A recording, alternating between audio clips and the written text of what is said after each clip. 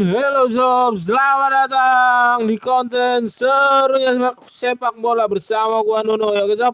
Di konten serunya sepak bola kali ini ada beberapa poin yang pengen gue sampaikan ya 3 sampai 4 poin lah yang pengen gua bahas untuk kalian semuanya Sob. Yaitu di poin yang pertama, Persebaya Surabaya menunjuk dan mengumumkan pelatih barunya, mantan pelatih PSM Makassar yaitu Bernardo Tavares yang sempat diisukan tipis-tipis lah pernah muncul walaupun ini tentunya nggak benar gitu pernah muncul sebagai kandidat tim pelatih timnas Indonesia walaupun hanya omongan segelintir aja gitu, tetapi Bernardo Tavares akhirnya dipinang dan bergabung dengan tim Persebaya Surabaya. Gua mendengar kabar ini, gua bukan fans Persebaya tetapi gua senang mendengarnya, oke?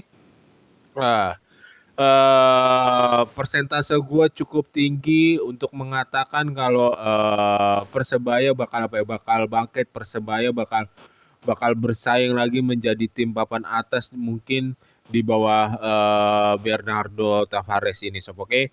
Bernardo Tavares kita tahu bukan pelatih jelek, dia bahkan di PSM Makassar dipegangi skuad yang biasa-biasa aja pemainnya, tetapi mampu menjawab dengan penampilan yang cukup impresif, cukup bagus sehingga bisa mengwujudkan terutama menjadi kuda hitam juga gitu terhadap tim-tim papan atas gitu. Dan ya di Bernardo Tavares kita tahu sendiri tidak ada 1-2 pemain yang benar-benar selama ini yang dipegang Bernardo Tavares tuh pemain bintang yang pemain individualnya tuh bisa dikatakan plus, tetapi ya kalau squad yang dibawa Bernardo Tavares kebanyakan selama di PSM ini ya beraromanya dengan squad tim gitu, tidak ada pemain yang 1, 2, 3 kelihatan up, tetapi benar-benar kekokohan tim ya adalah misalkan di antara 11 orang pemain, 10 orang pemain itu pemainnya di luar kiper adalah 1 orang yang sedikit muncul, tetapi ya itu semuanya berkat dari chemistry tim yang kuat gitu, bentukan tim yang kuat. Ya Bernardo Tavares sendiri kita tahu kalau gue mengamati dia lebih sering memakai formasi 4-3-3, tetapi 4-3-3-nya itu bukan 4-3-3 yang fokus attack, tetapi 4-3-3 yang tengahnya kuat untuk defense juga, 4-3-3 defensif lah ibaratnya seperti itu, bukan yang tengahnya juga mendorong banget ke depan, enggak, tetapi dia mencari keseimbangan tim juga, dan di tengahnya tuh mayoritas tim yang ditangani Bernardo Tavares tuh kuat gitu Sob, oke? Ya pokoknya gue menantikan kebangkitan Persebaya di bawah tangan dingin Bernardo Tavares, dan kalau misalkan nanti benar ada rezeki di awal tahun di bulan Januari, gue misalkan ada rezeki benar jadi ke Surabaya, pengen deh kalau misalkan ada match yang cocok dan bisa nonton Persebaya yang baru di bawah Bernardo Tavares, pengen deh nonton Persebaya untuk pertama kalinya di Stadion Bung Tomo. Oke Sob, kita melangkah ke poin selanjutnya yaitu Martin Paes Martin Paes benar-benar menolak, benar-benar mengeluarkan statement dirinya dikaitkan bergabung dengan Persib Bandung. Kita tahu sendiri beberapa sepekan belakangan ini Martin Paes dan Joy Pelupessy sepekan 2 pekan ini kabarnya kuat banget dikabarkan untuk bergabung dengan Persib. Bahkan Joy Pelupessy kan terlebih dahulu, dan pas saat nama Martin Paes muncul kemarin gue sempat bahas, tapi udah lama, dan akhirnya kemarin dikabarkan katanya Martin Paes dan Joy Pelupessy bergabung ke kubu Persib Bandung, bersedia untuk bergabung ke kubu Persib Bandung. Ya, dan langsung Martin Paes jelang besokan lah ya, Martin Paes, dan hari ini nih gue buat konten dia mengeluarkan statement kalau kabar itu tentunya tidak benar. Martin Paes sekarang juga sedang liburan, dia di Asia menikmati liburan. Dan kalau gua rasa sih ya bergabungnya Martin Paes ke Persib Bandung tuh nggak perlu amat, nggak penting-penting amat. Di bawah sekarang lagi Teja Paku Alam lagi emang bagus banget, lagi emang keren banget penampilannya.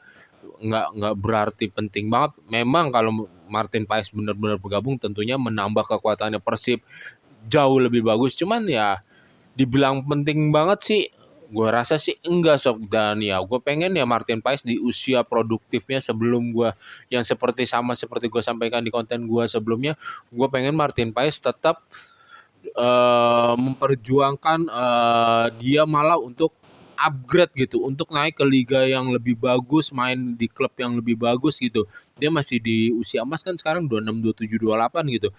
Apalagi posisinya sebagai goalkeeper bisa sebagai 35, 36. Kalau tetap perform bagus terus kan, tetap bisa menjaga performanya, ya bakal bisa merebut posisinya. Dan gue pengen Martin Paes bermain di liga bahkan yang lebih bagus, mendapatkan klub yang lebih bagus. Dan urusan dia menolak atau mengeluarkan statement tidak benar bergabung sama Persib Bandung, mungkin saja, tetap kan ini keluar dari mulut Martin Paes sendiri, itu tidak benar terjadi. Ada pemain yang bilang tidak benar, tidak benar, tidak benar. Tahu-taunya bergabung di Eropa sana, di dunia sana pun berbicara transfer, kebanyakan seperti itu gitu. Ada yang seperti itu juga. Dan namun kali ini kayaknya benar Martin Paes kayaknya hanya omongan rumor aja gitu Martin Paes bergabung dengan Persib Bandung. Tapi kalau Joy Pelupesi sendiri kabarnya memang sudah keluar duluan gitu dari sebelum Martin Paes. Ya kalau Joy Pelupesi masih pasti nggak pasti, ya ibaratkan masih 50% lah. Tapi kalau dibilang penting nggak Joy Pelupesi untuk bergabung bersama Persib Bandung, kita tahu sendiri mah Persib Bandung seringkali kekurangan, bisa dibilang gelandang lah. Mark Locke sedang didorong jadi gelandang bertahan. Terus siapa yang pemain Irak itu sendiri jadi gelandang bertahan juga beberapa pertandingan. Terus yang sepupunya McAllister, dia yang kadang-kadang didorong menjadi gelandang bertahan. Jadi punya gelandang bertahan murni itu Persib Bandung memang nggak punya gitu. Cuman kalau ya dibalik itu ya gue pengennya sebetulnya apa namanya, Joy Pelupesi juga nggak usah bergabung dengan klub Liga Indonesia, biarkan dia tetap tetap menjalani karirnya di luar sana. Tetapi kalau dibilang kayaknya Joy Pelupesi sepertinya lebih mungkin gitu untuk bergabung dengan Persib Bandung. Tetapi kalau masalah penting sama penting, Persib kan mau memasuki babak gugur Piala AFC, kayaknya Persib membutuhkan tenaga dari Joy Pelupesi itu sendiri, sob, sepertinya begitu. Oke. Dan ya kalau gue ibaratkan sih, Joy Pelupesi ini bergabungnya dengan Persib kemungkinan besarnya masih 50% gitu, antara iya dan tidaknya gitu, sob. Oke. Jadi kita pantau, kita ikutin terus aja. Dan ada kabar yang menyeruak satu lagi di perbincangan kuping bola penikmat Indonesia, yaitu Ivan Jenner. Ivan Jenner bahkan dikabarkan didekati dan diminati oleh dua klub Indonesia itu sendiri, yaitu Dewa United dan Persija Jakarta. Tapi kemungkinan persentasenya kabar rumornya lebih dekatnya ke Persija Jakarta. Kalau kita berbicara rumor itu tentunya masih persentase nggak pastinya masih besar gitu, sob ya. Sama seperti kabarnya Joey Pelupesi itu sendiri. Tetapi kalau kita berbicara kebutuhan timnya saja lah, nggak usah rumornya ini.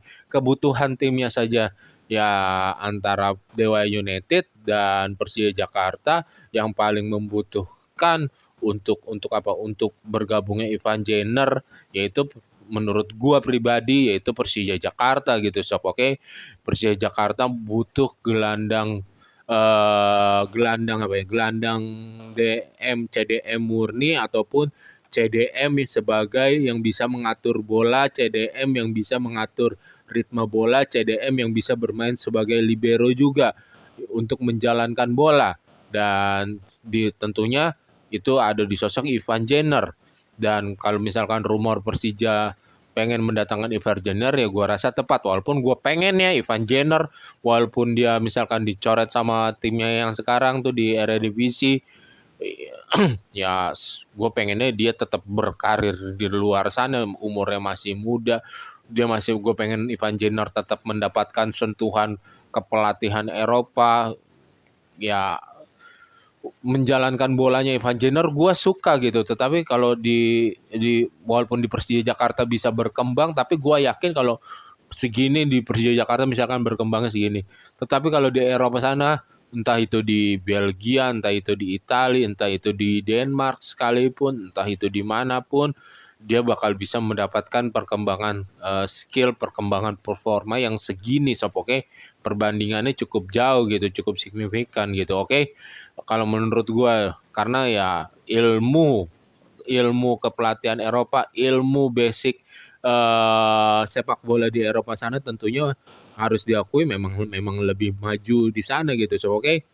Dan ya kalau berbicara dengan ke Persija Jakarta kemarin ketika satu gelandang murninya tidak bisa dimainkan, satu gelandang bertahan andalannya tidak bisa dimainkan, digantikan oleh pemain muda Vigo Dennis, dan Vigo Dennis karena kartu merah, dan si pemain gelandang andalannya bertahannya lagi karena kartu merah, ya Persija otomatis nggak punya pemain gelandang murni lagi, dan makanya dia butuh kedalaman skuad. Makanya ada rumor yang muncul si Ivan Jenner ini gitu. Walaupun gue berharap sih nggak usah lah Ivan Jenner. Walaupun gue suka gaya masing bolanya, gaya sentuhannya, biarkan dia tetap berkarir di luar sana, tetap mencari dan memperdalam ilmu sepak bola sana di luar sana sob. Oke, sekian sob untuk konten serunya sepak bola kali ini. Jika kalian menyukai dan menikmati konten serunya sepak bola, jangan lupa untuk subscribe, comment, like, and share, and see you and bye bye.